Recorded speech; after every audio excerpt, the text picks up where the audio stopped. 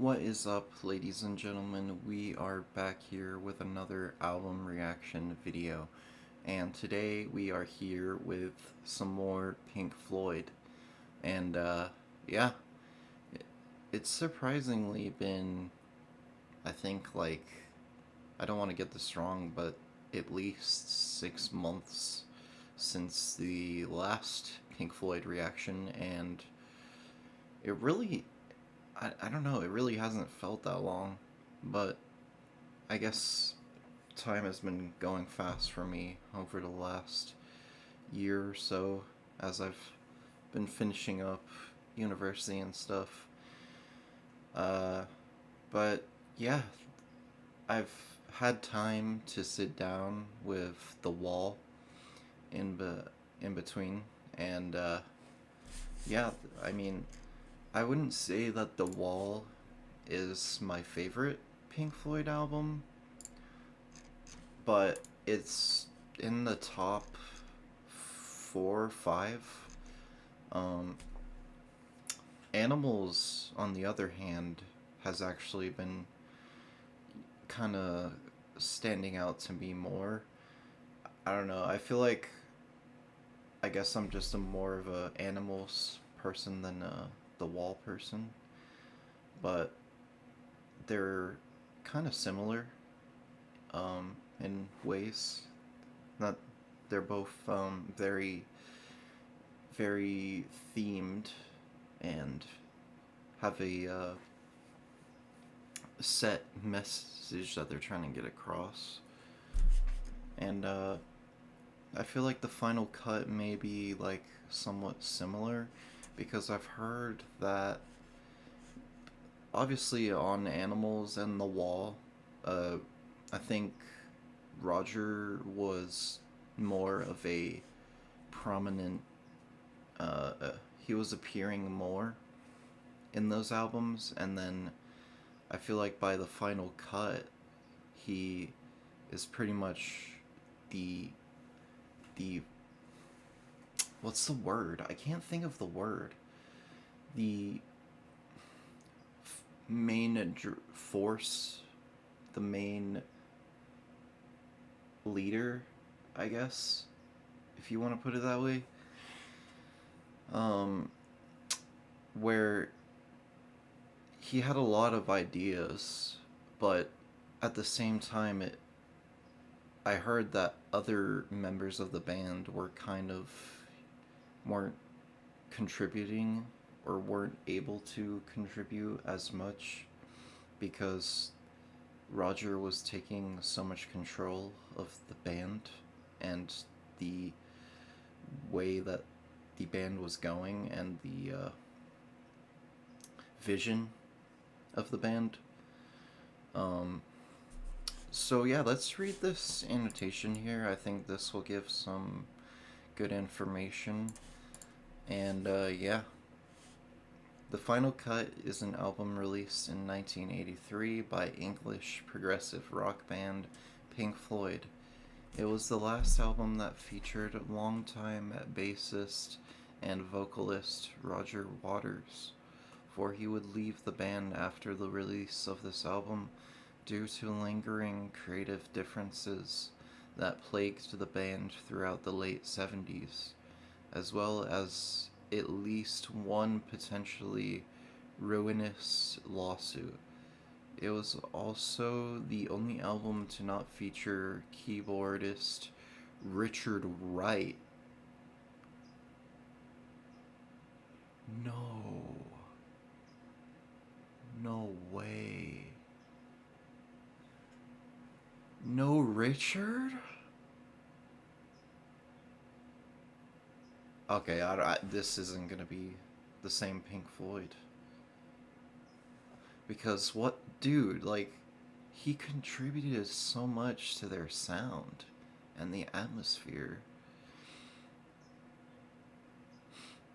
I'm interested to what this is gonna sound like now. Originally planned as a soundtrack album for the 1982 film adaptation of their previous album, The Wall, Waters instead opted to change the overall direction in light of the Falklands War, turning it into an anti-war concept album, exploring what he considered the betrayal of his father.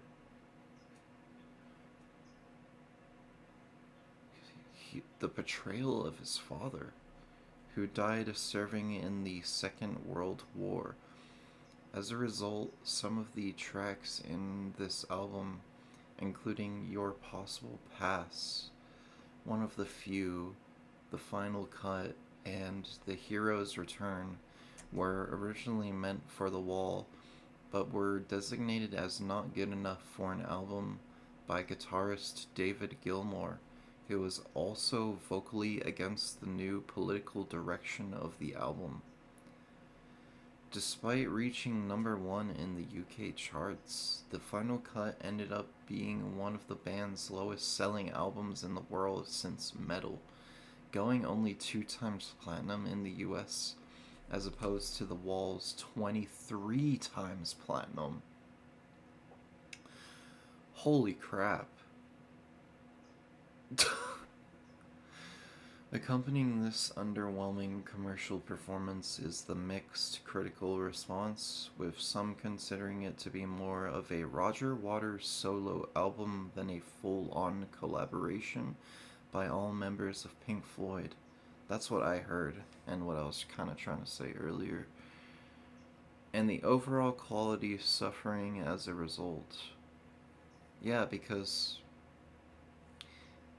it's the reason why, part of why they were so special before is because of the chemistry. And if they don't have that same chemistry and synergy, then,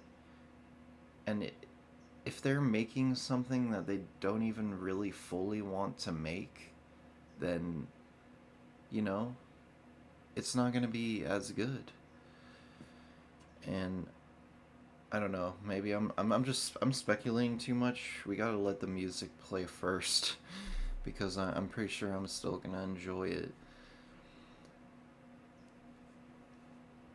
Indeed, the album is subtitled on the back cover as a requiem for the post-war dream by Roger Waters, and is the only Pink Floyd album to only have one person credited for its entire writing.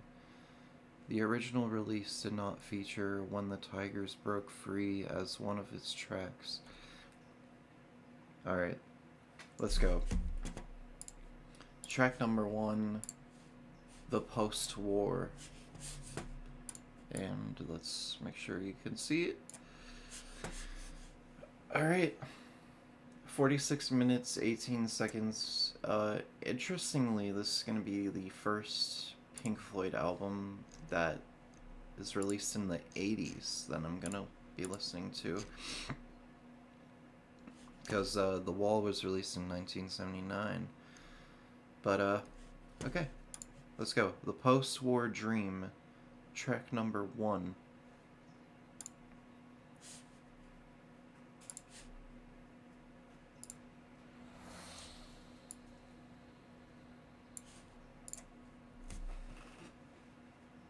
Atmosphere.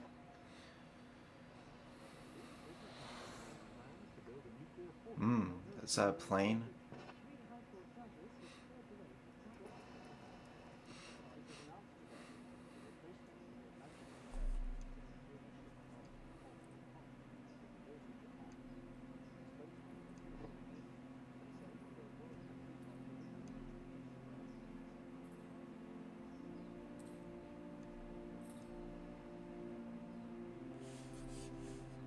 Is that a sample?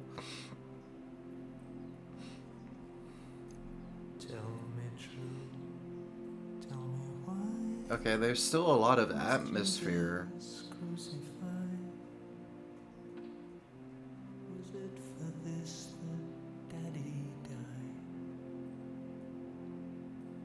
Was it you? Was it me? Did I watch too much TV? Is that a hint of accusation? His voice sounds really good though. If it wasn't There's like no drums. being so good at building ships, the yards would still be open on the Clyde. And it can't be much fun for them beneath the rising sun, with all their kids committing suicide. What have we done? Maggie, what have we done? Strings? What have we done? Oh my, I wasn't expecting strings. Should we shout? Should we scream? Ooh. What happened to the post-war dream? Oh, Maggie, Maggie, what did we do?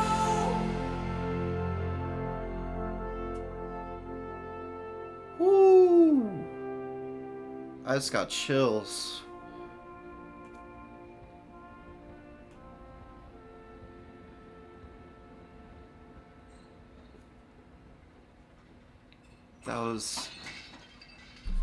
That was like an explosion of emotion. Explosion of emotion. Like the first 2 minutes of the song were pretty chill and quiet. And then just suddenly you get a burst of emotion. I feel like they're really good at that. Okay, so this will be kind of interesting to go over the lyrics on. You know, I don't know, I'm not the most knowledgeable about war and stuff, but I think I know at least enough. Announced plans to build a nuclear fallout shelter at Peterborough in Cambridgeshire.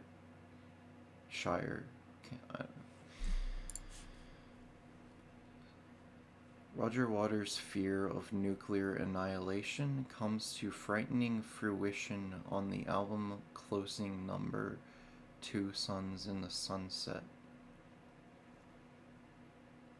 So, where is this in the story exactly? Like, just when it's starting? Just when the war is starting?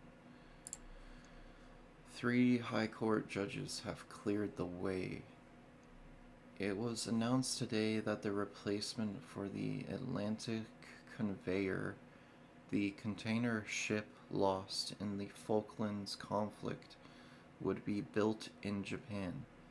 A spokesman for Moving In, they say the third world countries like Bolivia, which produce the drug, are suffering from rising violence.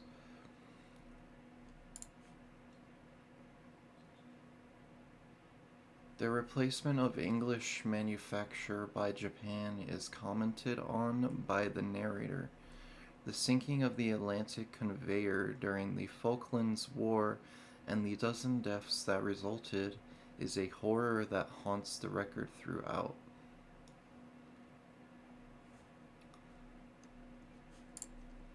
Tell me true, tell me why. Was Jesus crucified? Was it for this that Daddy died?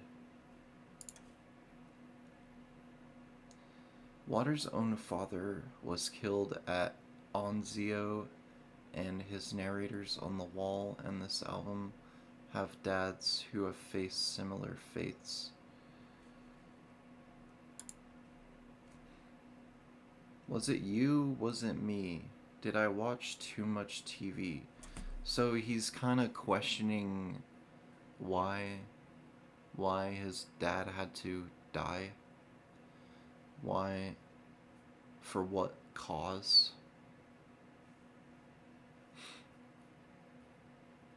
Waters is reflecting a child searching for someone to blame for the death of his father. He starts by wondering if his mother was to blame, but then, as a child will, he settles into blaming himself and the fact that he wasn't sufficiently good and obedient. Why would you blame yourself for something that your dad did? Like what? I don't I know there's like other reasons here, but you're not in control of what decisions your family makes, you know? Y- their decisions are up to them. And anyway, is that a hint of accusation in your eyes? If it wasn't for the Nips being so good at building ships, the yards would still be open on the Clyde. This BBC story tells us the deal. Shipbuilding used to be the main industry along the Tyne and Wear.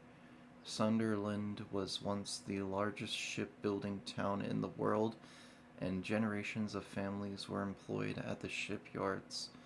By the 1950s, Japanese and Korean companies were building ships more quickly and cheaply, and this foreign competition led to the decline of Sunderland's cheap shiplands. The issue facing these former industrial areas is no longer one of shipbuilding, but of ship breaking. But why did they just stop? Because there was more competition. Like, even if you're good at it, why stop? Because someone's better than you at it. Like if it's making profit. Hmm. The reference here is to the ship works around Glasgow in Scotland, given the mention of the River Clyde in Scotland.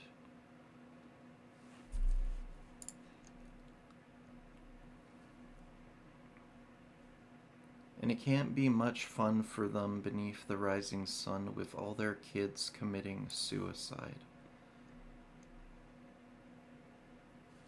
Waters' narrator reflects on how Japanese suicide rates have been on the rise from the end of the World War II to the 80s. The Japanese had incredibly high suicide rates at that point. Yeah, I've heard about that. This line also references the sacrifice of many young Japanese kamikaze pilots in World War II. The Imperial Japanese Army's war flag depicts a rising sun and was often worn by such pilots on their suicide missions. What have we done, Maggie? What have we done? What have we done to England? Oh, by Maggie, he means Margaret Thatcher. So basically, he's against the war. Okay. Because, yeah, after World War II, you kind of expect, you know, the fighting to stop, you know? Like, after all that horrible experiences, you would think people would learn to stop the fighting. But no, like, the wars just still happened. And maybe that's what he's saying here. What happened to the post-war dream? The notion of post-war dream is the idea that After a global conflict is finally resolved, the world can be rebuilt with peace in mind. However, in 1983, the Cold War climate of tension was going on, and the Falkland Wars were happening, meaning this era of peaceful carelessness has already come to an end. Oh. Yeah. Alright, let's keep going. Your possible pass.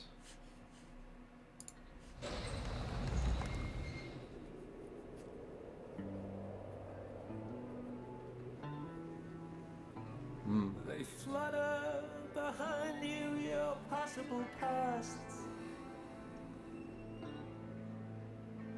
Some bright-eyed and crazy, some frightened and lost.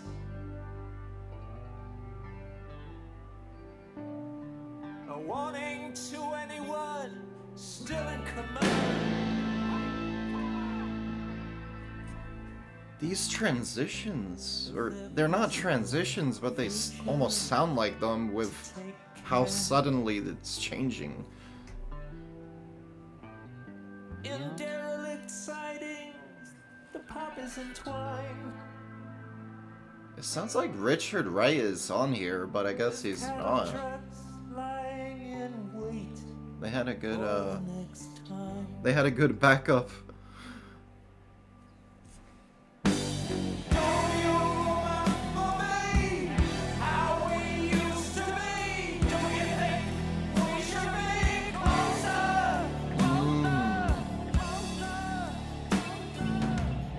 A lot of atmosphere. She stood in the doorway, the ghost of a smile, haunting her face like a cheap hotel sign. Ooh. I like the backing, the vocal, or the sample of the children. For the gold in their bags, or the knives in their backs. Stepping up boldly, one put out his hand. He said, I was just a child then. Now I'm only a man. Do you remember me? How we used to be? Do you think we should be closer?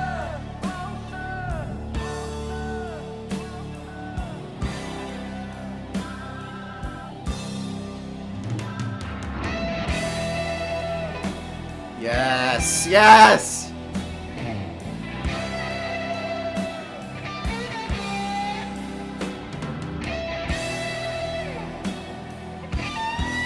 Gilmour!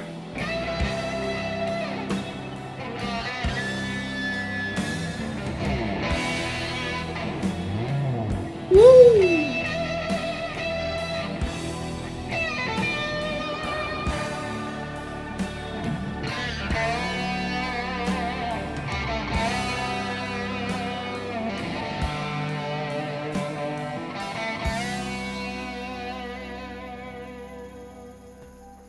By the cold and religious, we were taken in hand. Fuck. His fucking guitar solos. Shown how to feel good and told to feel bad.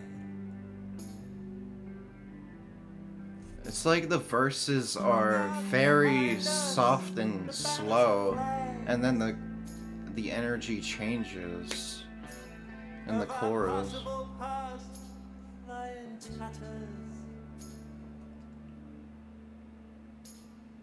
And rags. Do you remember me? How we used to be? Do you think we should be closer?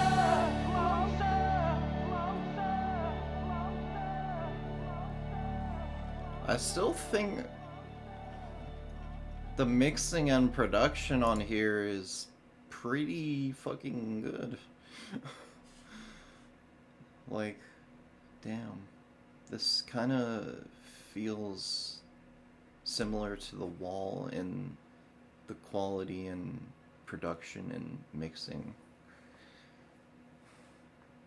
Like, the instrumentation going on just sounds really good. And that guitar solo. What the hell? Like, Gilmour is my favorite guitar player of all time right now. He just like he puts so much of his emotion into the guitar, and I don't know if anyone can do that as well as he does, to translate his emotion into the guitar. And he's not like the most flashy guitar player, but that's part of why I like him so much. You know, he's not the fastest, but I've said this before, like, he's just expressive. He's expressive with his guitar playing. And emotions are really like a huge part of music, you know? Anyway, let's go to first one. Yeah, okay, so I'm not gonna lie, I was looking at the lyrics, but I wasn't like really looking at them, if you know what I mean. They flutter behind you, your possible pasts. Some bright-eyed and crazy, some frightened and lost. The soldiers arriving home, they don't know what life is going to be after war. They appear frightened and lost. A warning to anyone still in command. In derelict sightings and poppies entwine, with cattle trucks lying in wait for the next time. Do you remember me? Wait. What is...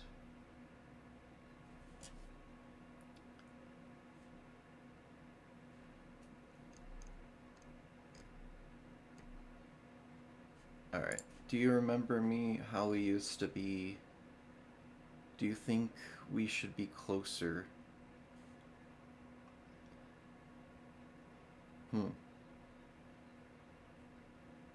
The meaning on this one is a bit harder to understand. The narrator is reminiscing about old memories and the growing distance between him and his loved ones caused by the war. This chorus is recycled from a song Waters had written back in 1968 called Incarceration of a Flower Child. The song itself was never recorded by Pink Floyd and was ultimately given to English singer Marianne Faithfull, who released her own rendition in 1999.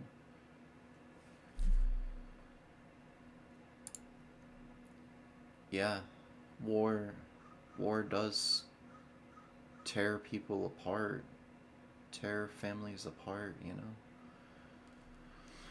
She stood in the doorway, the ghost of a smile, haunting her face like a cheap hotel sign. Her cold eyes imploring the men in their Macs for the gold in their bags or the knives in their backs. Stepping up boldly, one put out his hand.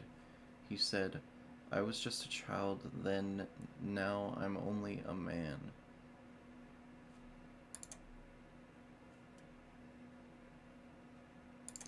Alright. I'm not gonna go into everything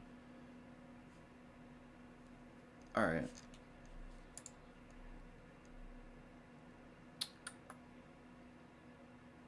Alright, let's go next. That one's gonna need more listens, but let's go. One of the few, and I think I'll let this transition into the next one because this is a shorter track. Let's go.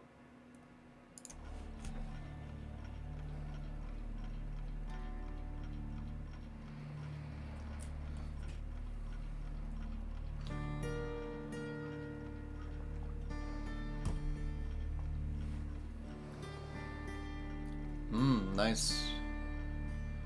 I feel like these tracks are transitioning into each other really well, but I'm pausing in between tracks, so it's sort of ruining it. But let's restart that.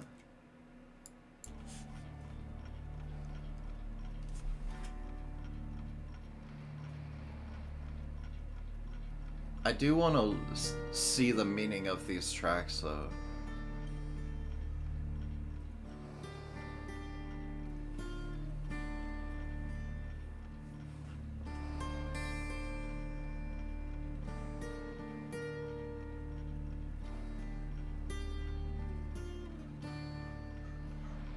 When you're one of the few to land on your feet, what do you do to make ends meet?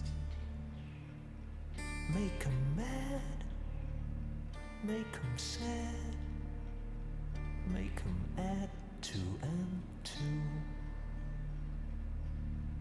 or make 'em me, or make 'em you. His voice. His voice has just always been, like, so unique to me. Make 'em cry, make 'em lay down and die. You know, let's keep going. I had a comment to say, but it's basically what I just said. He has a really unique voice. Okay, that transitioned really well. Holy shit. Oh my god. This is just the Wall V2.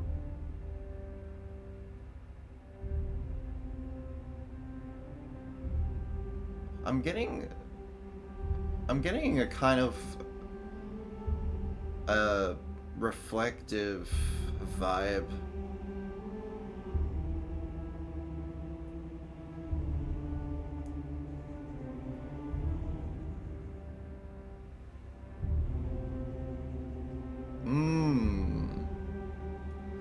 Wow.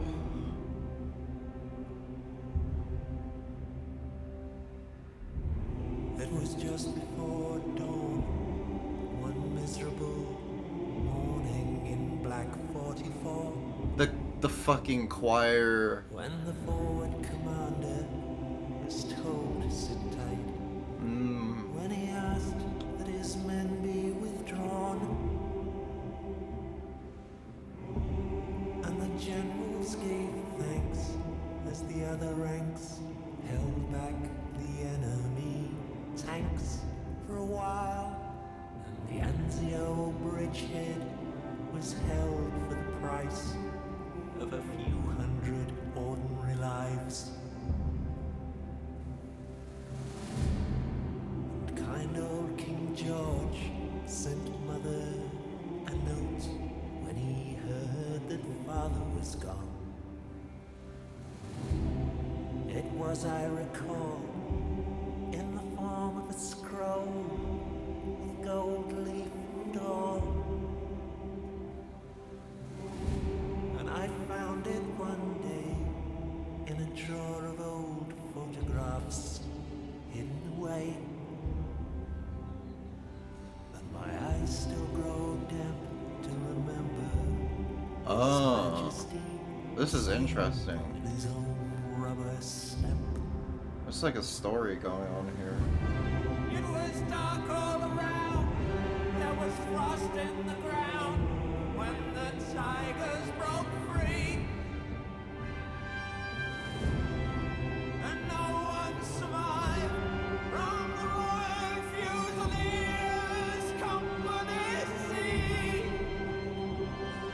Oh my god.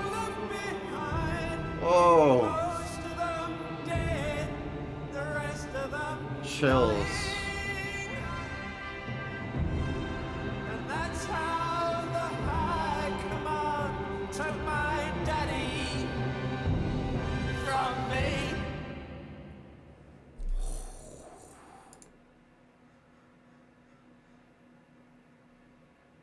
Ooh. I can just tell, like, the amount of emotion he's feeling around this is really high.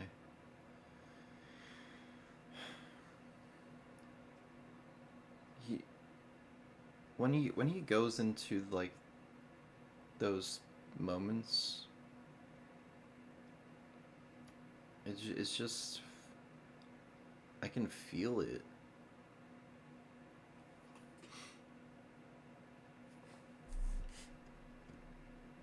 Huh. So this is kind of what it's like to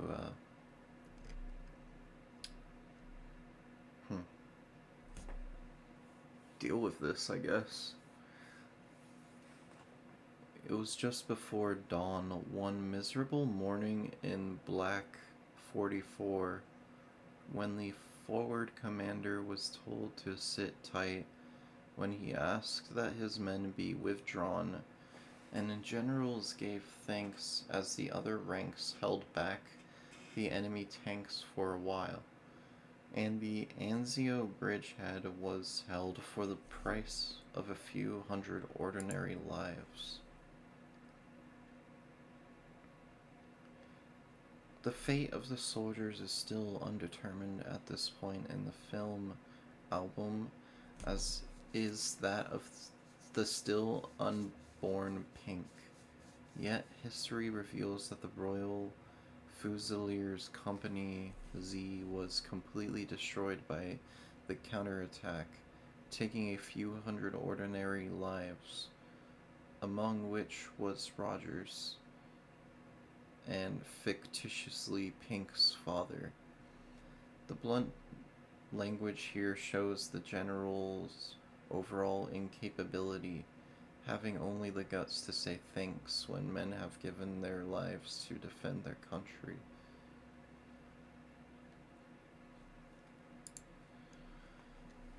And King Old George sent mother a note when he heard that father was gone.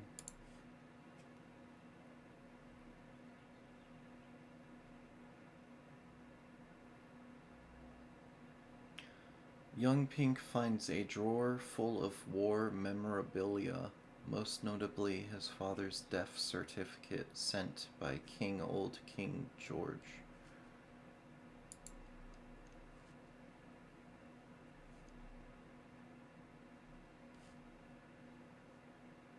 And my eyes still grow damp to remember His Majesty signed with his own rubber stamp. It was dark all around, there was frost in the ground when the tigers broke free, and no one survived from the Royal Fusiliers Company Z. They were all left behind, most of them dead, the rest of them dying.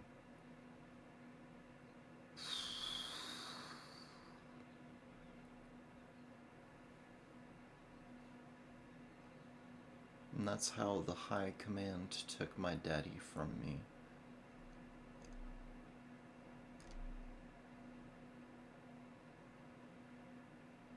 Damn.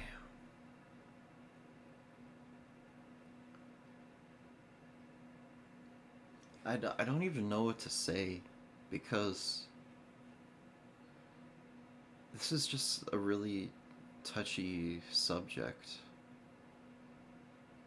And I don't want to, like, say the wrong thing, although I don't think I would, but it's just such a touchy subject. But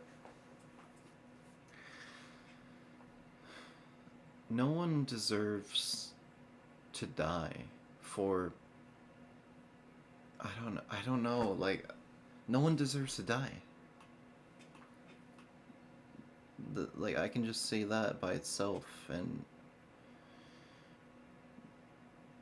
but that's the problem, is that I'm not even gonna go into it. I'm not even gonna go into it right now, because although we don't want we don't want people to go to war, sometimes they feel like they have to, and sometimes sometimes we might have to. It just sucks. But at the same time, I feel like we don't have to fight each other. We could just exist peacefully, coexist peacefully in an ideal world, but it just seems like history has shown us, like, it's hard to do that.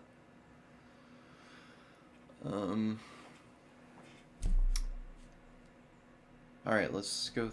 Wait, did I? No, okay. I just went through the lyrics, and now we're on to the next track. The Hero's Return. Track number 5. Ooh, more upbeat. Okay, yeah, that makes sense.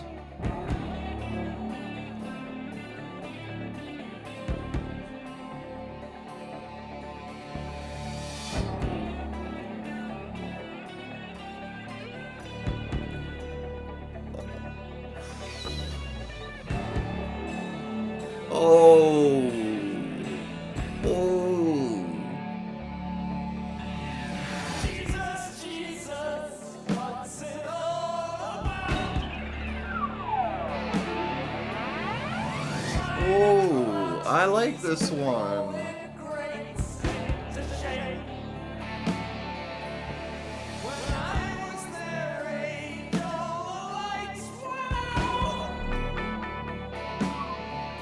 There's so much going on in the mixer.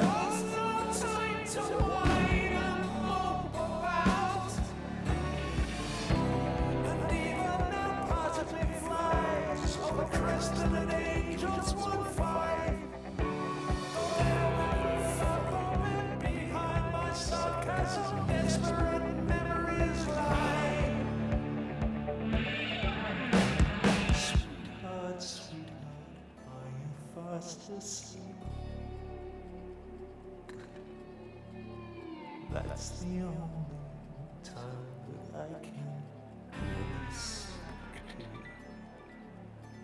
And there is something that I've locked away. A memory that is too painful to withstand the light of day.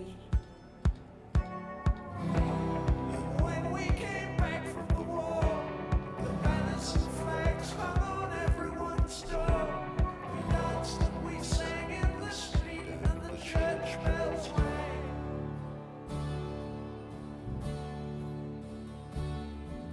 But burning in my heart, the memory Kind of missing the instrumental sections. I'm not gonna lie. on the intercom. Before, like, there's no instrumental sections on here. There was like one guitar solo on When the Tigers Broke Free or something, or was it before that? And there's just barely any instrumentation. I mean, there is, but where's the long, like, solos, and where are the saxophones, where are the horns, where are the organs, where are the, you know? Feels like something is missing here. And, well, there is something missing. Fucking Richard Wright. And I'm starting to hear that, really.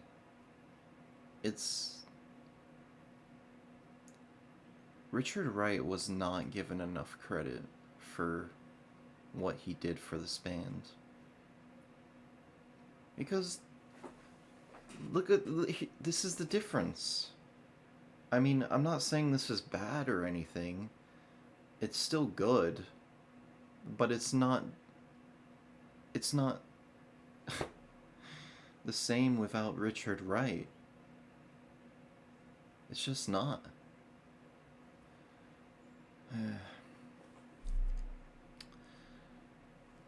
Jesus, what's it all about? Trying to clout these little ingrates into shape. When I was their age, all the lights went out. There was no time to whine and mope about. I guess we just have to appreciate what we do have with this album, though, because they're still amazing, you know? Roger and David and... Oh god, why did I forget the... Oh, I forgot the drum. Oh my god. Anyway.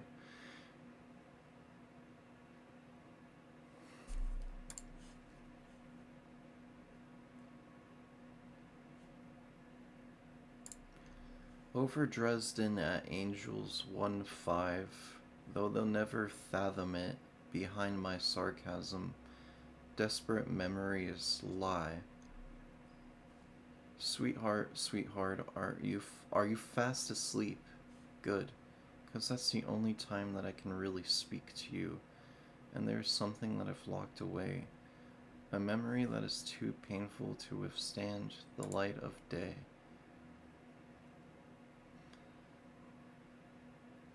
Unable to vent their emotions when their partner is awake, the veteran speaks to her in her sleep. Originally, this song, like many from the final cut, were intended to follow the story of the schoolmaster. As explored in the wall, the schoolmaster's wife is violent and abusive, thereby preventing him from talking to her comfortably.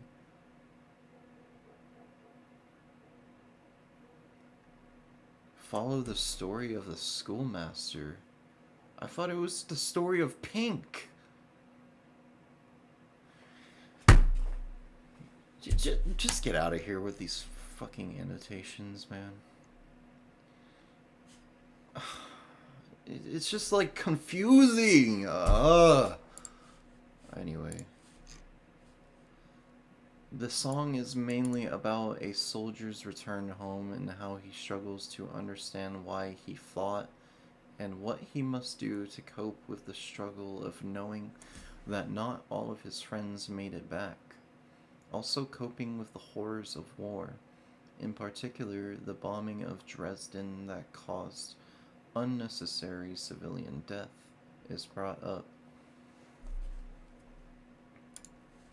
Let's keep going. The Gunner's Dream.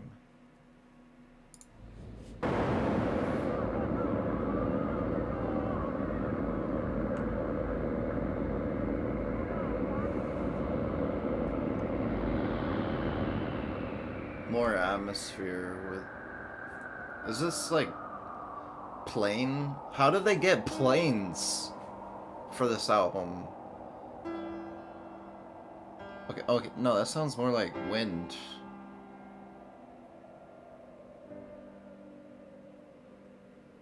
A lot of wind in here. Nice piano.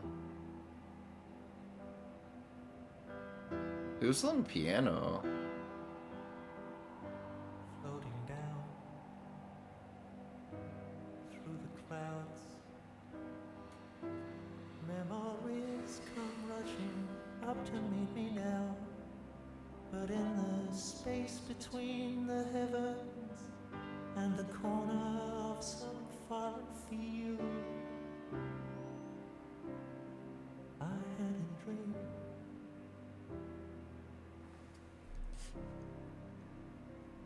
I had a dream. Goodbye, Max. Goodbye, Mom. After the service, when yeah. you're walking slowly A to ballad the car, or and something? the silver in her hair shines in the cold November air. You hear the tolling bell and touch the silk in your lapel. And as the teardrops rise to meet the comfort of the band,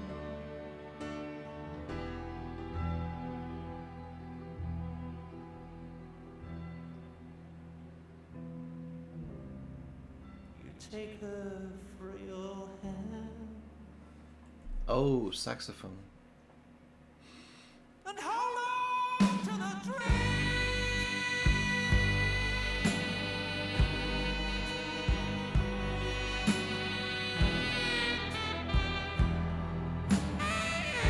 Ooh, the way that transition from his vocal.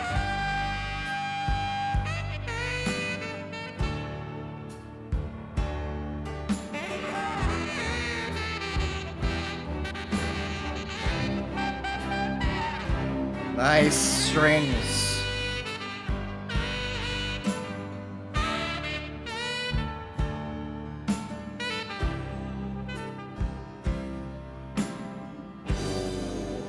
Yes. Keep going. Keep going. Keep going. No. Oh, it's still going. A place to stay. I wanted it to last even longer. Somewhere old heroes shuffle safely down the street, where you can speak out loud about your doubts and fears. And what's more, no one ever disappears. You never hear their standard issue kicking in your door. You can relax on both sides of the tracks, and maniacs don't blow holes in bandsmen by remote control. And everyone has recourse to the law. And no one kills the children anymore. A lot of it has this vibe going on. No one kills the children anymore. This vibe exactly. And then it.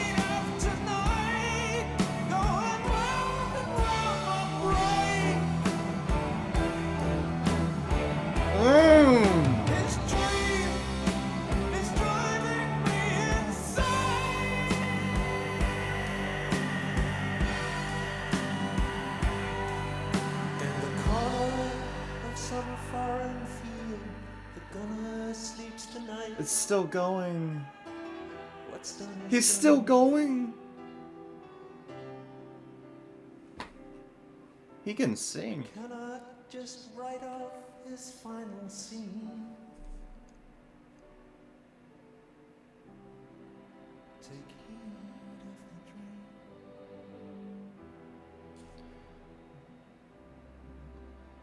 This is so much different than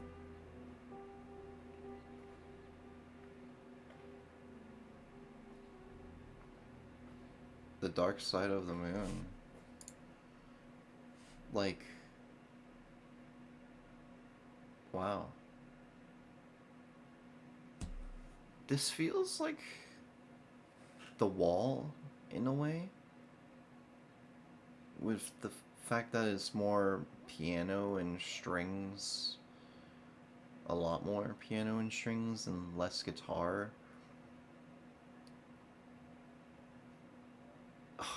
But I like the guitar.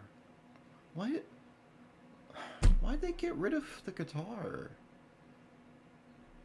You know, like, I'm just not. I'm just not enjoying this the most. I'm gonna be honest. I feel like Roger's vision is just like it. I feel like it's just too much control from him.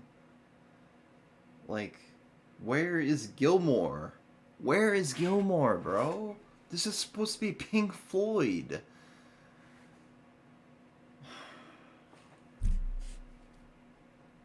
This isn't like Animals or... It's not even like The Wall. Where's the guitar? In The Wall, there was some guitar. There was a lot more guitar.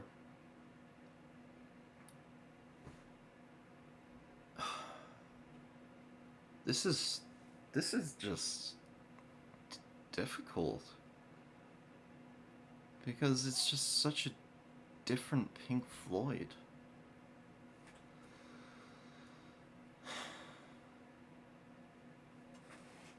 It's still good, but it's not the same.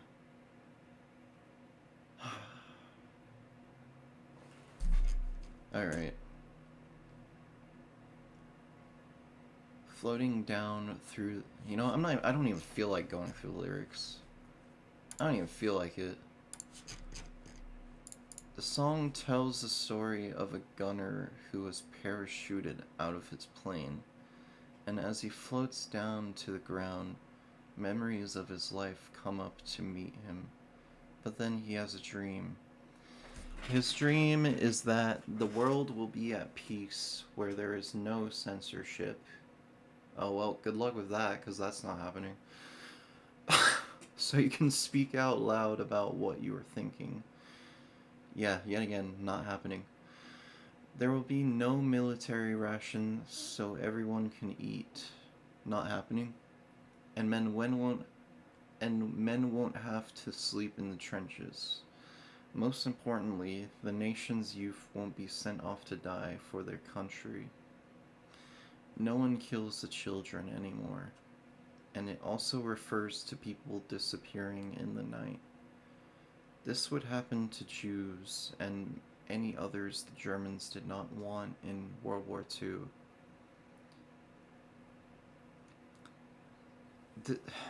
And this is just such, like, deep and sensitive topic that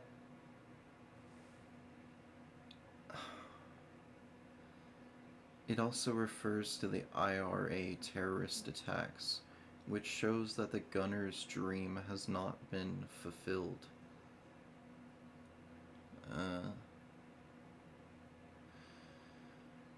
Okay, so I'm seeing a theme here, you know? Like, sort of the theme is, these people have dreams of there not being conflict, of there being peace. But even though these dreams exist, the conflict is still going on anyway. And that's what makes it so hard, because you have these big dreams of things being better, but things just don't get better. And when you give up when you're a soldier, and when you go to war yourself, like, that amplifies those feelings, because you literally gave up your life for that. Or you're willing to fight for your life, fight with your life for that. And when they see that nothing has changed after, they wonder, well, why did we fight? You know? And I think that's kind of what is going on here, at least from my own interpretation. Because they expect things to change, you know? If you're going to war, you expect things to change. But most of the time, things... or things change, but it's just like slow, gradual change. Alright, let's keep going. Paranoid Eyes.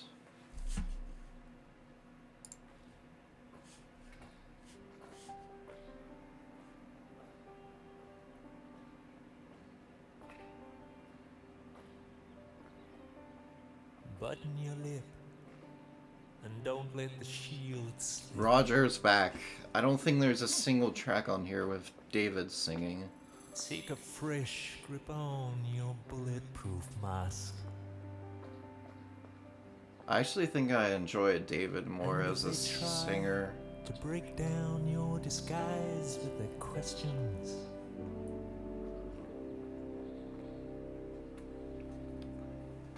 You can hide, hide.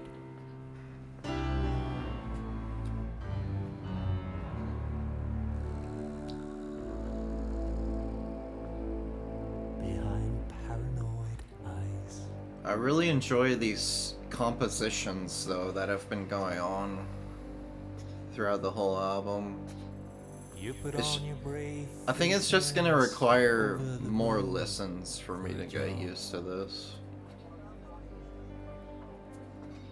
Fixing your grin as you casually lean on the bar. Laughing too loud at the rest of the world with the boys in the crowd. You can hide, hide, hide. Free place, play for fun.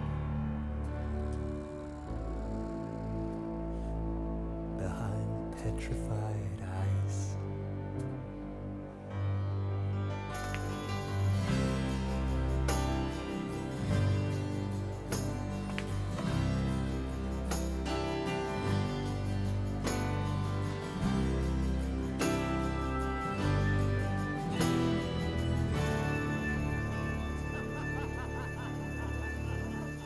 Ah, like that. I love the backing atmosphere that's going on with the talking. You believed in their stories of fame, fortune, and glory. Now you're lost in a haze of alcohol, soft middle age. The pie in the sky turned out to be miles too high.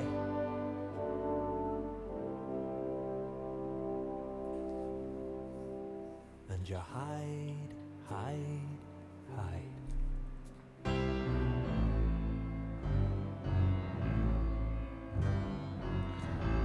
Ooh. That instrument on the right. What was that? Behind brown and mild eyes.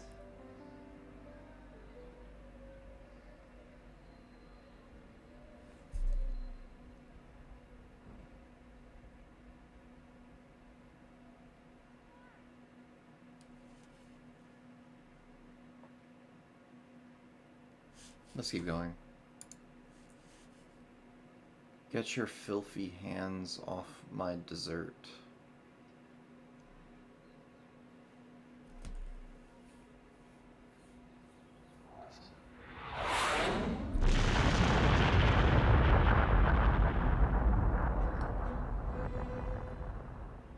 Okay.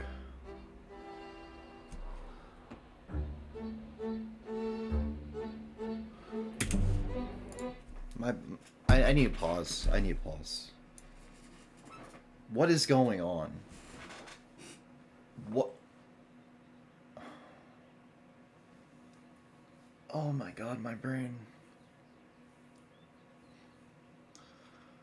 Okay, okay.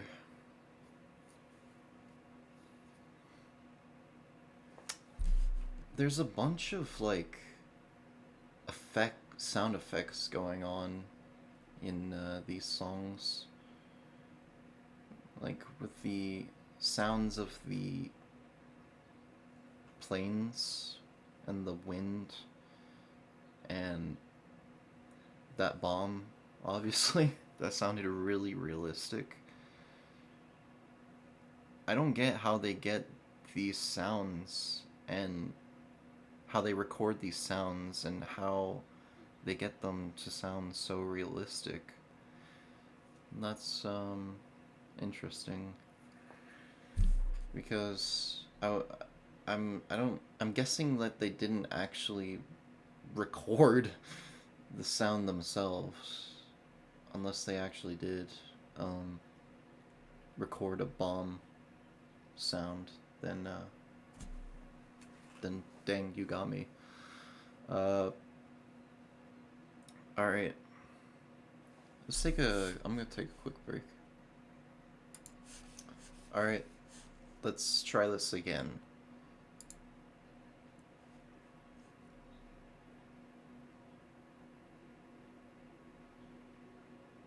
Produced by Michael Kamen, James Guthrie, and Roger Waters, by the way. Just wanted to quickly mention that because they deserve credit.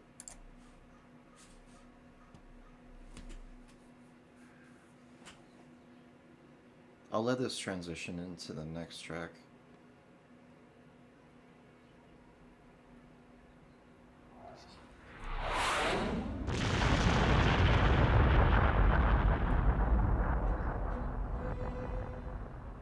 God, that's so powerful sounding. It's just...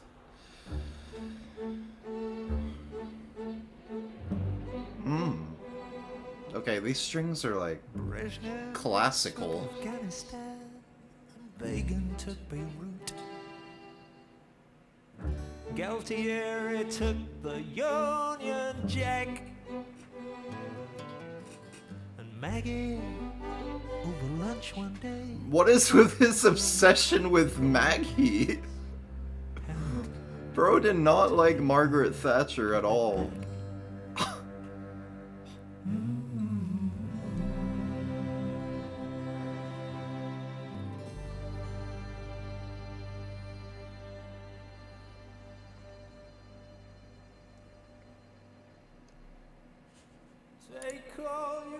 The Fletcher Memorial Home.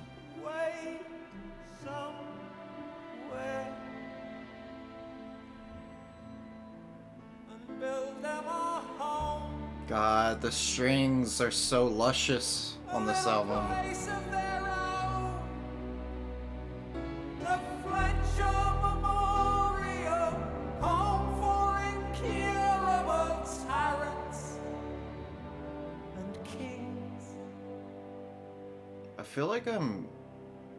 I almost feel like I'm being taken back to England right now with this album.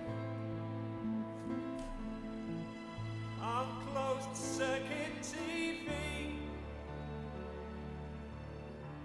to make sure they're still real.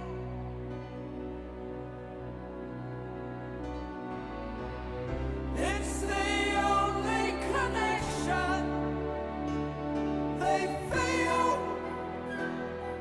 Ladies and gentlemen, please welcome Reagan and Haig, Mr. Bagan and friend, Mrs. Thatcher, the Paisley, Mr. Brezhnev and party, Ooh. the ghost of McCarthy, Ooh. and the memories of Nixon. This is Pink Floyd? Now, adding color, a group of anonymous Latin American meatpacking glitterati. Did they expect us to treat them with any respect?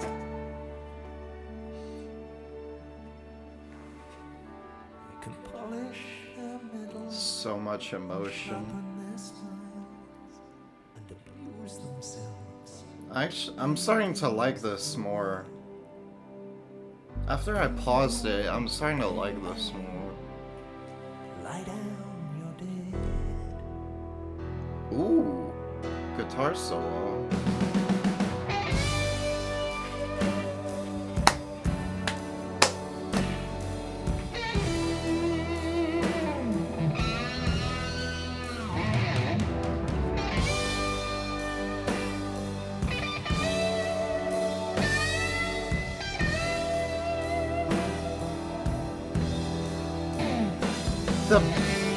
There's horns in here too?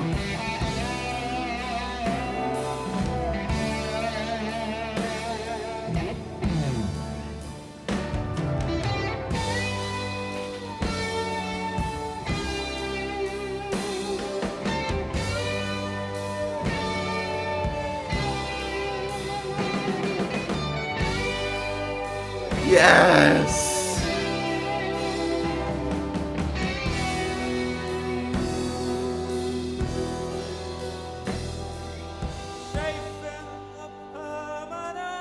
You have no idea how much this album just needed that. Their favorite toy. There'll be good girls and boys in the Fletcher Memorial Home for Colonial Wasters of life and limb. It's everyone. Are you having a nice time? I don't know what he's talking about, I'm not gonna lie. Final solution can be applied.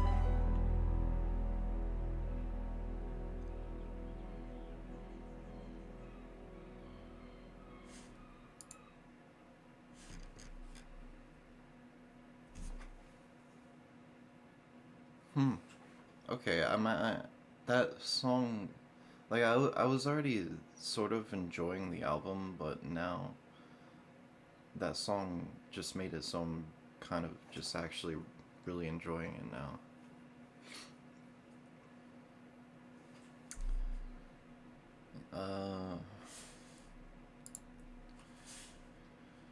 Take all your overgrown infants away somewhere and build them a home, a little place of their own.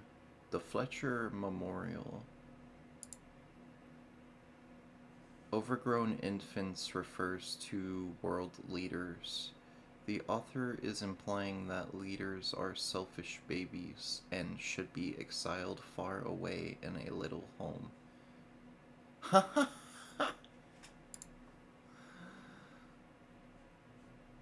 The Fletcher Memorial.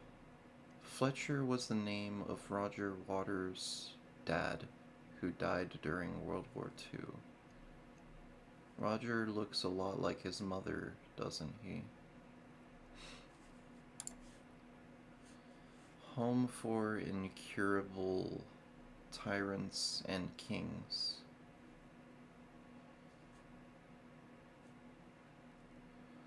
This line confirms that the song is actually going to smash heads of state by referring to tyrants and kings. Moreover, the use of incurable weighs down power and power thirst to a disease. By doing so, Waters is implying that the search for power or domination is undesirable and should be fought. Still, since it's incurable, there's no use in trying to reform those tyrants, and that's why the only viable solution is to lock them up. So he's saying we should lock them up, and they can appear to themselves every day on closed-circuit TV to make sure they're still real. It's the only connection they feel. World leaders are totally disconnected from the world around them, especially from real, fulfilling human relations. Yeah, which is weird because you expect world leaders to be able to connect with the world around them, but it seems like it's the other way around. Indeed, the only social connection they can feel is seeing themselves talk and act. By noting them as such, the author also accuses his targets of their narcissistic behavior by implying seeing themselves on TV is the only satisfying human interaction for them. Yeah. Ladies and gentlemen, please welcome Reagan and Haig, Mr. Begin and friend.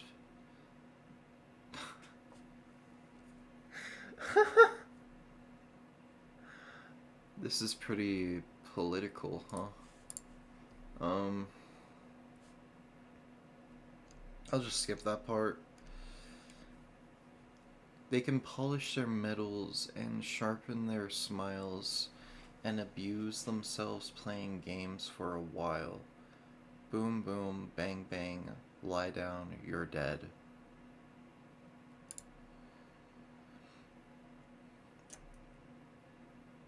It's an expression of Roger Waters' distaste for aristocracy. I don't know how to say that word. Aristocracy. Oh my god. I can't say that word. In particular, the perceived post-war backslapping and medal awarding to generals who didn't even fight, and how they cling to victories other people won. Roger implies the medals in this case are nothing more than discs of metal, because in Roger's eyes they symbolize not bravery and sacrifice, but the lie of war.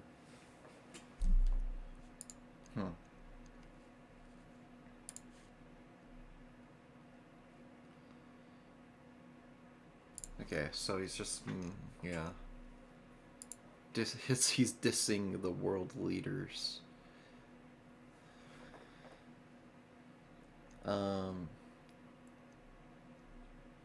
Yeah, that makes sense. Didn't he do the same on animals? On sheep and dogs? Alright, let's keep going. Southampton Dock. They disembarked in 45, and no one spoke and no one smiled. Great atmosphere again. Spaces in the line. Feels like we're on the beach. Gathered Well, not anymore, but at the cenotaph,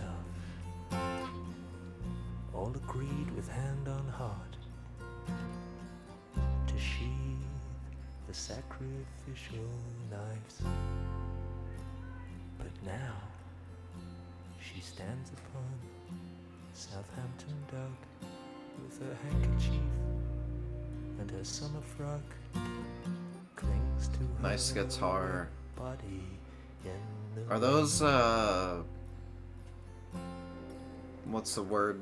What's the fucking bird? Seagulls? knuckles white upon the slippery reins. Are those seagulls? She bravely waves the boys goodbye again.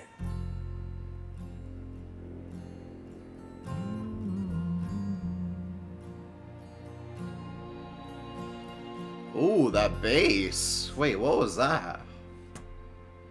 Oh my god.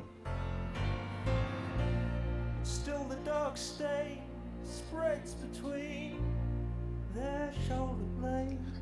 This bass though. A mute reminder of the poppy fields and graves. When the fight was over, we spent what they had made. But in the bottom of our hearts, we felt the final cut. The final cut. Alright, wait. I was gonna let it transition, but I really want to find out what the final cut is before we get into that track. So, here it says on the bottom, and when the fight was over, we spent what they made, but in the bottom of our hearts, we felt the final cut. To Waters, the Falklands War was a betrayal of the promise for peace and prosperity in their time that British servicemen, including Waters' father, worked and died for in World War II.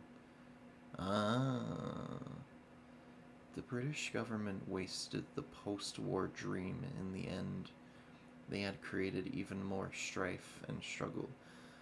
So I'm guessing the Falklands War was the first war that the British got into ever since the end of World War II. I'm guessing. Could be wrong about that, but from the way he's talking, then yeah. It's like he's saying how that was the final cut because, you know, yeah, anyway, I already kind of explained it earlier. Let's keep going. The final cut.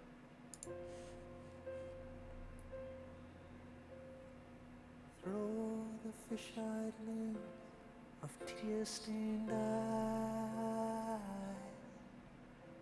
I can barely define the shape of this moment in time. And far from flying high in clear blue skies, Ooh, nice singing. I'm spiraling down to the hole in the ground where I hide. If you negotiate the minefield in pride and beat the dogs and cheat the cold electronic eyes, and if you make it past the shutdowns in the hall, dial the combination, open the priest hole, and if I'm in, I'll tell you.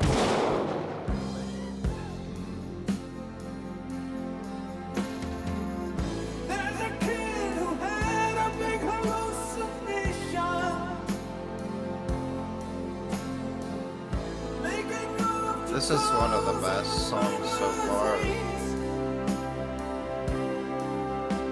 He wonders if you're sleeping. This sounds a bit like Comfortably Numb. Could anybody love him? Or is it just a crazy dream? More emotion.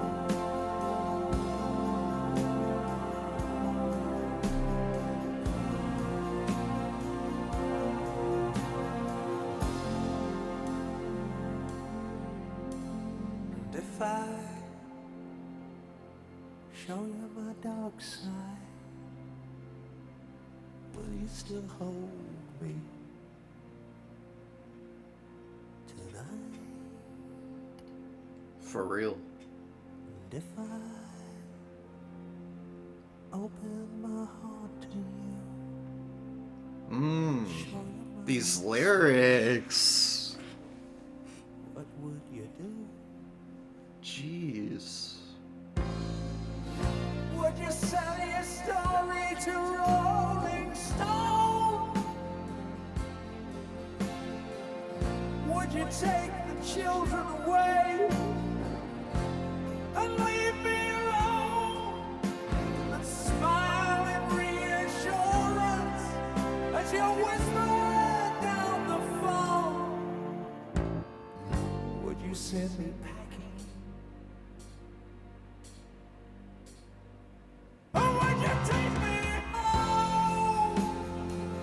What? Okay.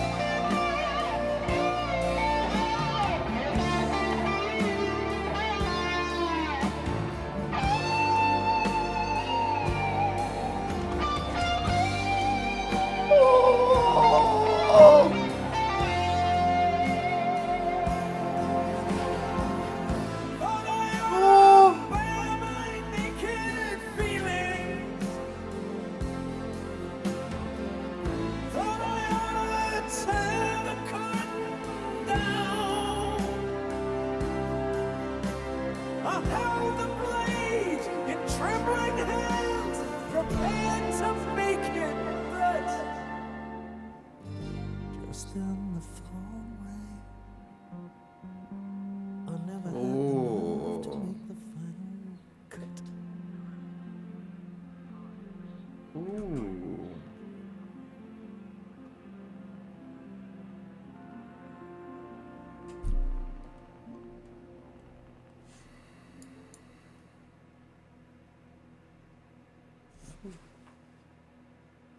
Okay. Alright. Roger, you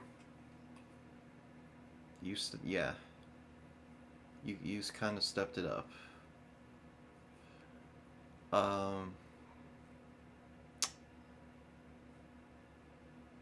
That wasn't it. That was really good. That was probably the best song so far.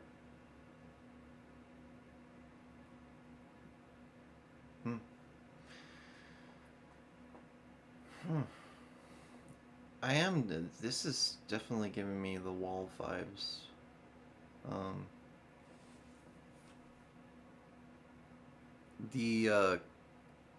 There wasn't even a chorus on here, but what sounded like the chorus, there was like similar violin usage.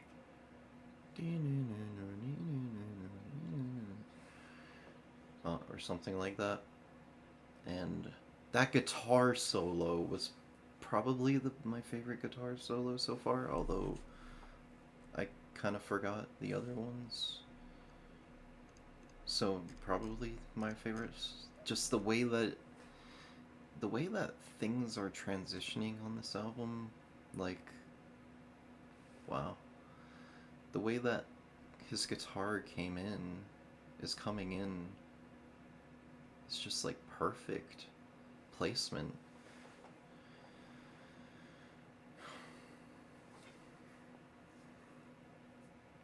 Alright, this is gonna be a lot of lyrics to go through, so I don't think I'm gonna go through all of them. We're already almost an hour 30 into the video, which is fine, but yeah, through the fish-eyed lens of tear-stained eyes, I can barely define the shape of this moment in time.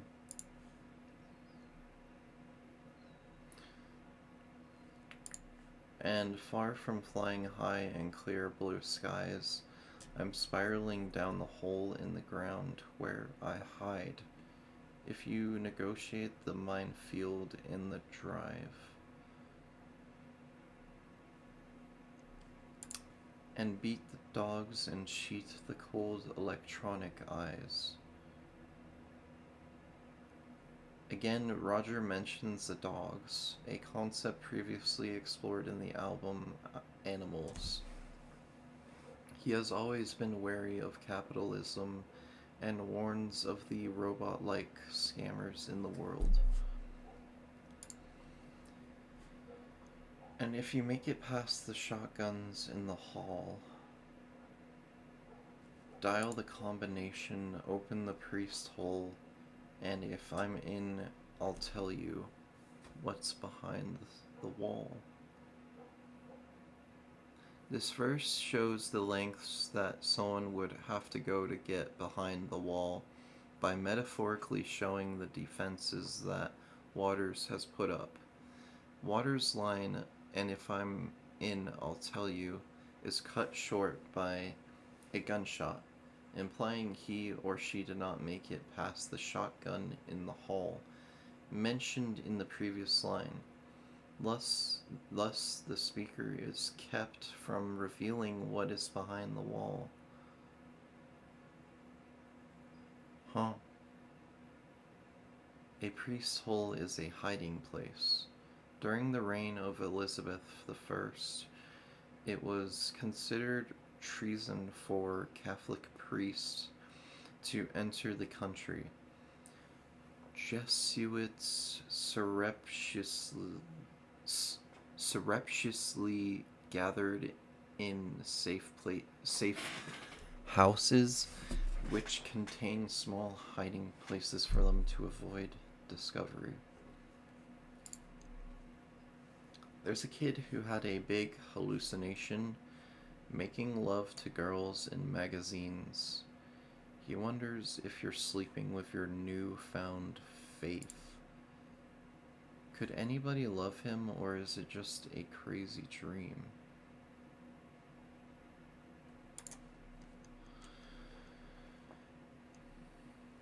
And if I show you my dark side, will you still hold me tonight? And if I open my heart to you and show you my weak side, what would you do? Would you sell your story to Rolling Stone?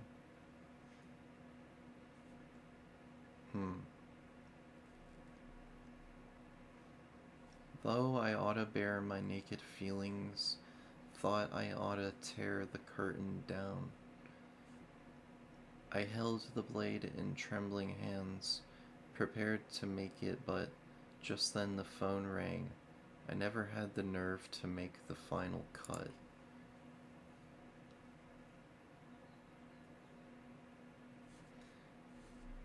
Oh, crap. Is he talking about killing himself? Just like in The Wall, the narrator knows he needs to open himself up and share his feelings, but at the same time he is too afraid to.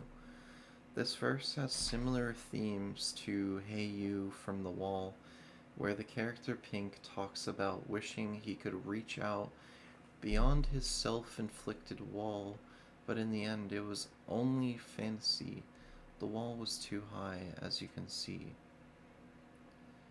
The same is happening here. He talks about cutting down the curtain he hides behind, but in the end he can't do it.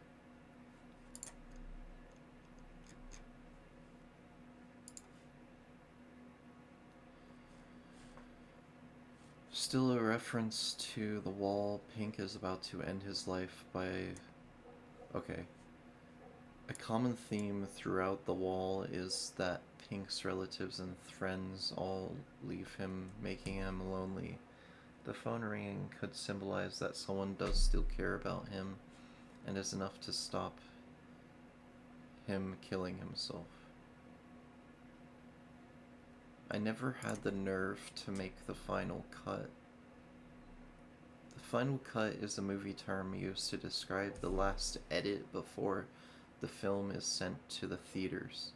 Having the final cut means ultimately deciding what's in the film. In the context of the song, the term relates to suicide, as Pink declares, "I never had the nerve to make the final cut," meaning he couldn't work up the courage to end his life. Well, that's a good thing. You don't want the courage to... Oh my gosh.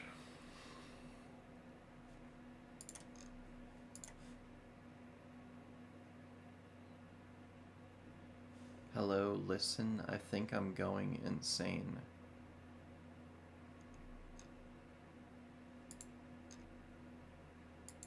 Wow, this is just such a great portrayal of the character and what the character was going through, and it's basically like a book inside of an album, like a story inside of an album. And I didn't know that this was like, there was like a continuation of the story. I thought, what the heck?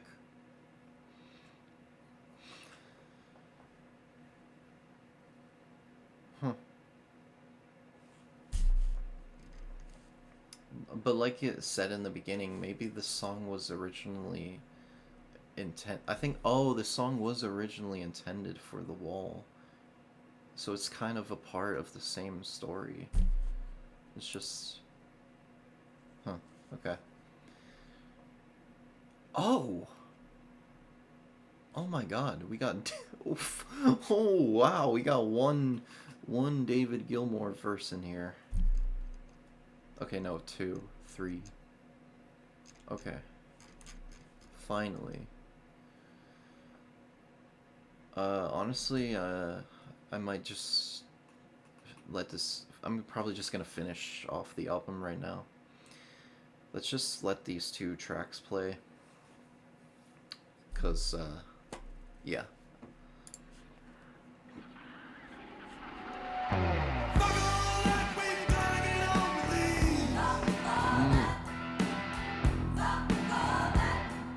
Fuck all that. The choir.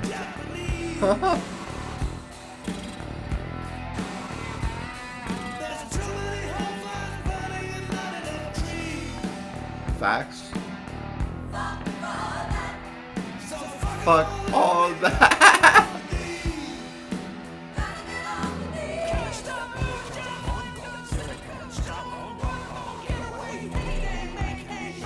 Whoa. Whoa.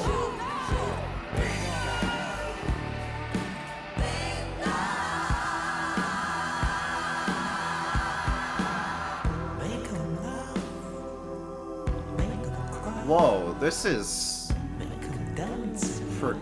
there's like so much going on.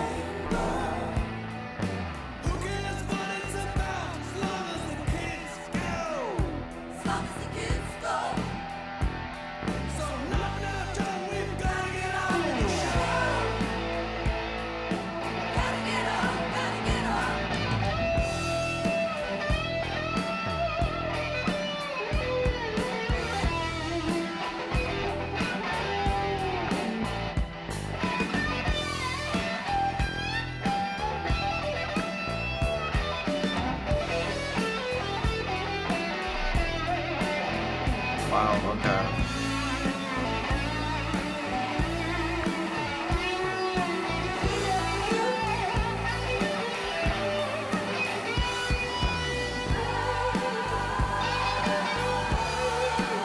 Nice. Ooh.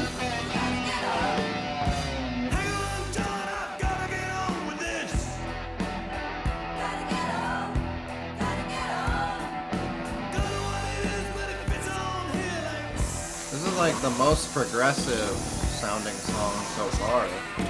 Come at the end of the ship, we'll go and get pissed.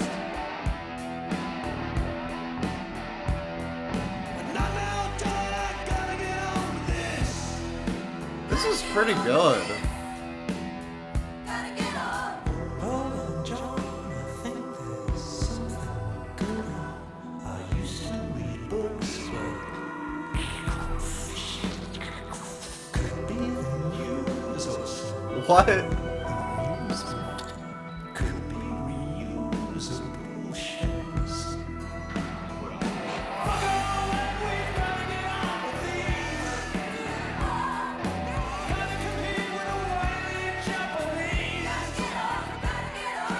No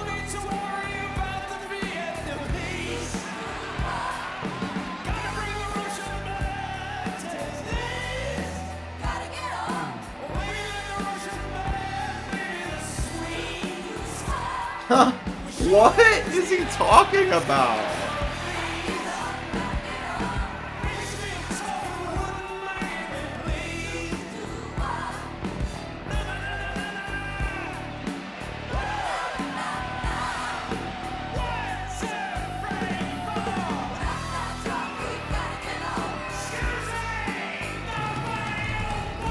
Oh my god, I can't even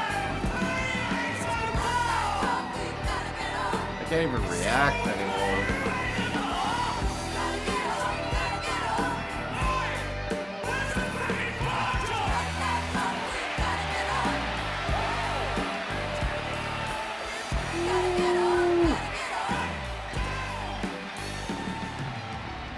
Oh, there's so much.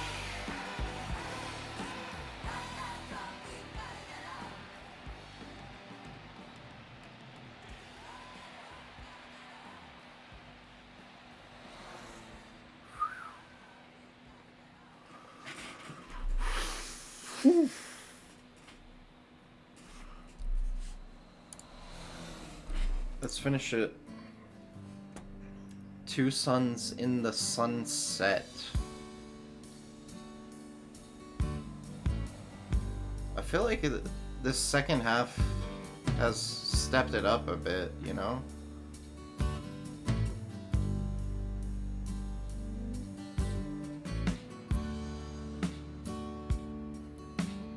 In my rearview mirror, Nice. the sun's going down. Ah. Sinking behind bridges in the road.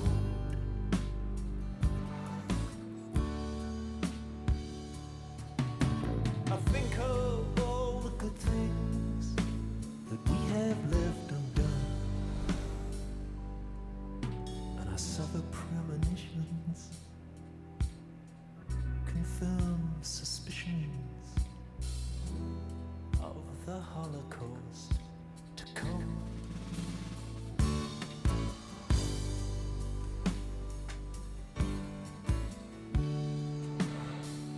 That's sad.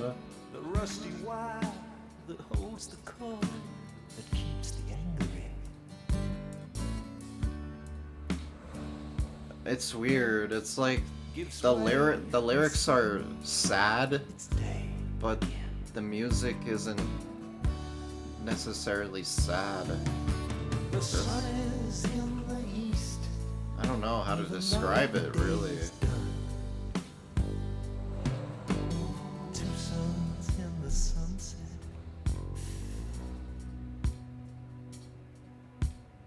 Like longing and reflective. Is right.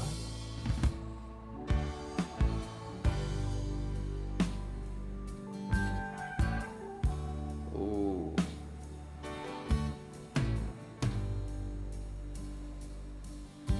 Nice atmosphere, man. Like the moment when the brakes lock and you slide towards the big truck. You stretch the frozen moments with your fear, There's the guitar. and you'll never hear their voices, and you'll never see their faces. You have no recourse to the law anymore.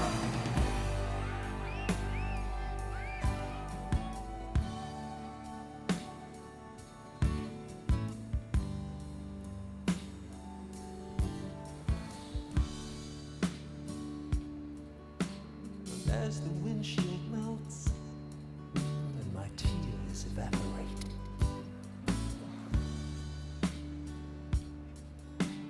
leaving only charcoal to defend. I really like how he's singing. Finally, I understand the feelings of the few. Ashes and diamonds, What he does there, foe and friend, it's just so good. we were all equal in the end. It's like he puts emphasis on his voice.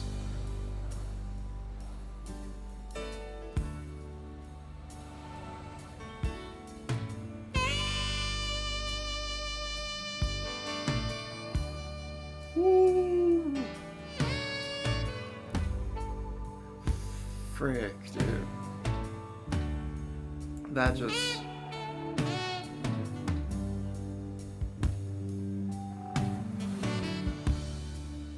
Woo!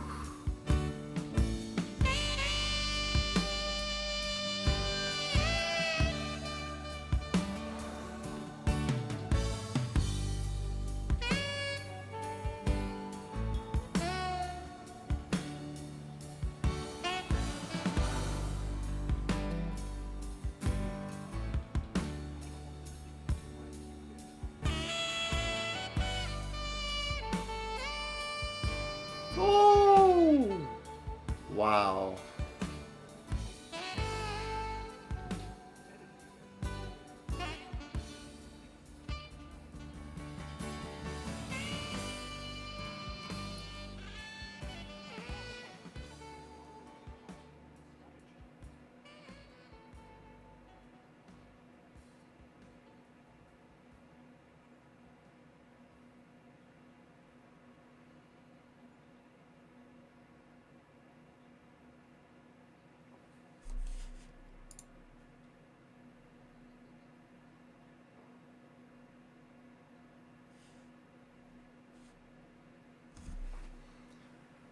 Well, that was a nice way to end it.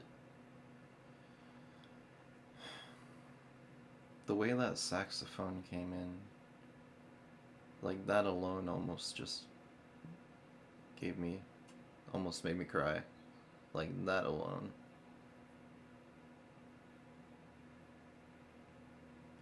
God, the way those solos came in just were perfect.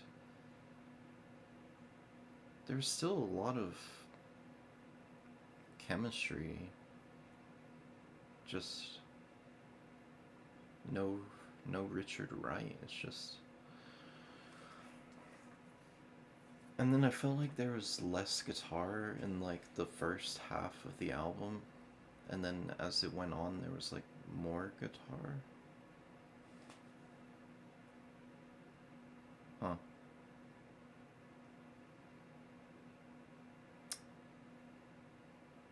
That was interesting. Let's look at these lyrics first before I finish it off. In my rearview mirror, the sun is going down, sinking behind bridges in the road, and I think of all the good things that we have left undone, and I suffer premonitions, confirm suspicions of the Holocaust to come. Holocaust here refers to nuclear holocaust, an event which results in the demise of civilizations through the widespread use of nuclear weapons, making the two suns. Huh? What makes the other sun? When this song was released, the Cold War was still happening and the nuclear tensions were high. Oh yes, in 1983, it's still going on. The rusty wire. Now that I think about it, they had to deal with that like throughout a lot of their career. The rusty wire that holds the cork that keeps their anger in gives way, and suddenly it's day again.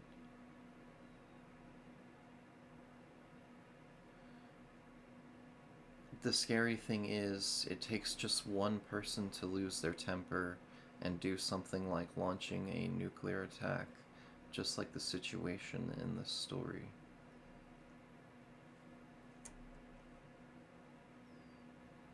The sun is in the east, even though the day is done. Two suns in the sunset.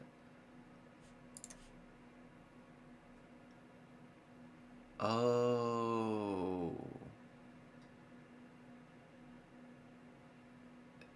The other sun is the bomb going off.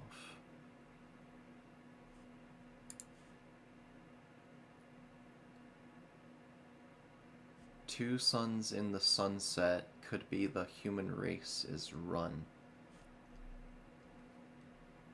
Mutually assured destruction has failed to prevent a nuclear war. An atomic bomb is exploded and extinction is inevitable. The two suns refer to both the actual sun and the light and fire that would be seen around the world in the event of a nuclear explosion of such magnitude.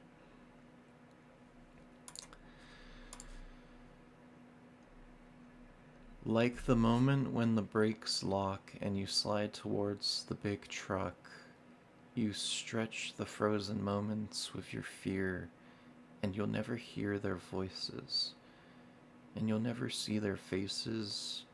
You have no recourse to the law anymore.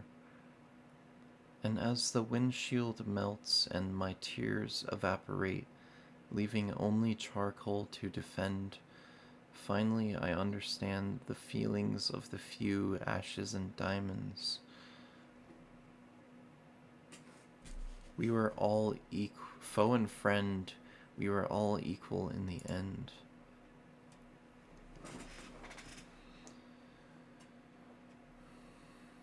For the final verse, Roger focuses on the physical event that is an atomic bomb explosion and its effect on the matter of both car and driver. The effects of an atomic bomb would be catastrophic. Destroying windshields is just the start. The mention of charcoal refers to what would be the remains of a human, now disintegrated into nothing more but ash. In turn, the closing line of this verse takes note of this. No matter who you are, everyone would end up in the same in such a situation. Waters' words stay close to the vocabulary of rough matter throughout the verse, with two forms of almost pure carbon in charcoal and diamond. Interesting.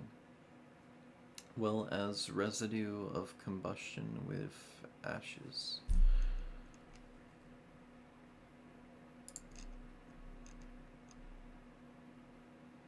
Nick Mason is the band's drummer.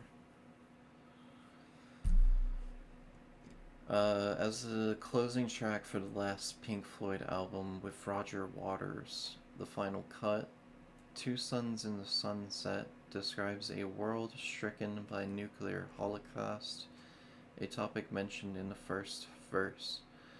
The second sun is actually the glowing fireball resulting from an explosion. Nick Mason, the band's drummer, was unable to perform the song's complicated time scale. As a result, Andy Newmark plays drums for the studio version. This has happened before. On Mother, Mason was replaced with Jeff Porcaro. This song was well received. Consequence of Sound writer Justin Gerber described it as the band's crowning achievement and praised its ability to tell humanity to get ourselves together. Huh. Okay, well that's gonna conclude it. Leave a like and a sub if you enjoyed this reaction, and now I know there's a lot of mixed feelings about, well, I know there's mixed feelings about this album, but after this album is really where the mixed feelings start to come in, because that's when after Roger leaves the band. So there's a momentary lapse of reason after this, which I've heard mixed things about. And then unfortunately I've already listened to the Division Bell, which is really kind of underrated in my opinion in their discography. And then there's The Endless River, which I've heard is like maybe the most controversial album. But yeah, I plan on doing those anyway because why not? It's not that deep to me. Um, but yeah, this was interesting. It really felt like. Now, I don't want to just label it as The Wall version 2 or like The Wall part 2 because it was more than that. Like it still was different. I felt like there was a very strong focus on the emotion and vocals for this, and maybe more than usual. But it was still good.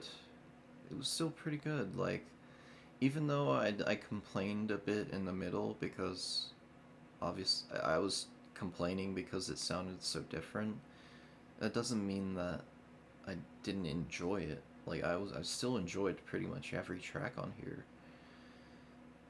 It's just I don't know. It was different, like I said, and I think this is gonna require, like, I think I'm gonna enjoy this album a lot more on repeated listens.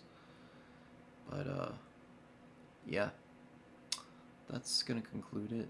I have a Discord server and a Patreon in the description if you'd like to check those out. You can become a member for $3 a month on the Patreon, and you can get some more content on there for albums that were blocked on YouTube. And yeah, that's gonna conclude it for this video. Almost 2 hours. That's crazy. And you know, it really does suck what happened to Pink Floyd after this. Or it kind of does suck that Roger did take a lot of control of the band, and that's kind of why things kind of ended up going downhill. But at the same time, we should appreciate what they did give to us in their time, and they did give us a lot of good material. I mean, that's an understatement. I mean, so yeah, we just gotta appreciate what we were given, and you know, they gave us phenomenal, everlasting music. So yeah, I don't have too many complaints. So yeah, peace out everyone. Thanks for watching.